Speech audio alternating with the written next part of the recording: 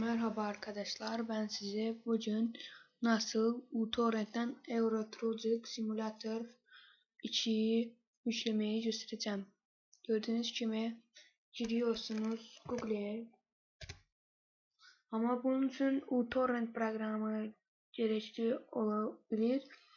Ben size benim profilime girende orada Futbol Manager 2013 nasıl yüklenir, oradan uTorrent'i yükleyebilirsiniz.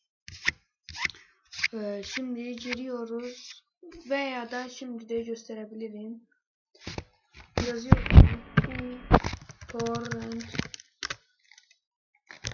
ve birinciye giriyorsunuz. Gelen sonuçta giriyoruz ve gördüğünüz gibi uTorrent.com giriyorsunuz oraya. Gördüğünüz gibi bura veya bura, ama ben buraya giriyorum. Ama uTorrent'i siz indirmeniz gerekir. uTorrent'siz bu program çalışmaz.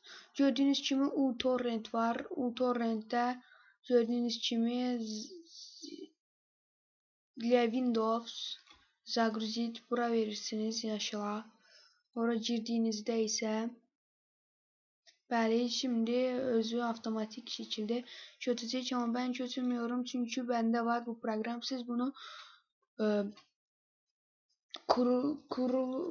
kurabileceksiniz çünkü çok kolay. Şimdi giriyorsunuz.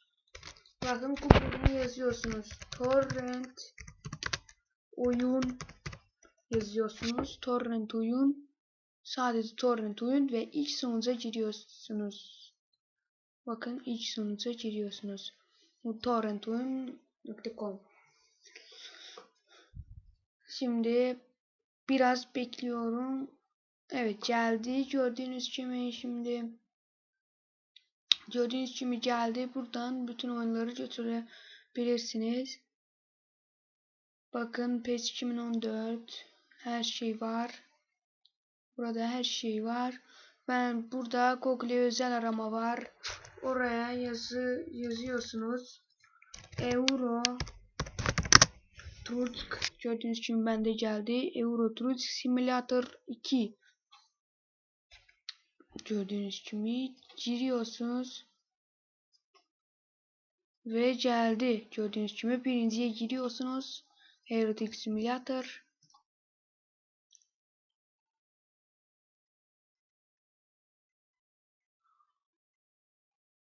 ...894 MB. Bende bu oyun var, ondan ötürü yüklemeyeceğim. İşte bunlar da şekilleri var. Fotoğrafları var. Böyle de oynayabilirsin. Böyle de. Böyle. Veya buradan seçiyorsunuz. Evet, ama bakın burada video gelecek. Onun altında kurulum açıklaması. Onun altında da aşağıdaki bağlantıdan indirmeyi direkt olarak başlatabilirsiniz. Gördüğünüz gibi bakın buraya giriyorsunuz. Euro Truck Simulator 2 Gold Edition. Oraya giriyorsunuz. Orada otomatik şekilde yüklenecek. Onun üstüne basacaksınız ve ok vereceksiniz ve gözleyeceksiniz ki oyun yüklensin. Evet, sizin de Kenan Salmanov'uydu.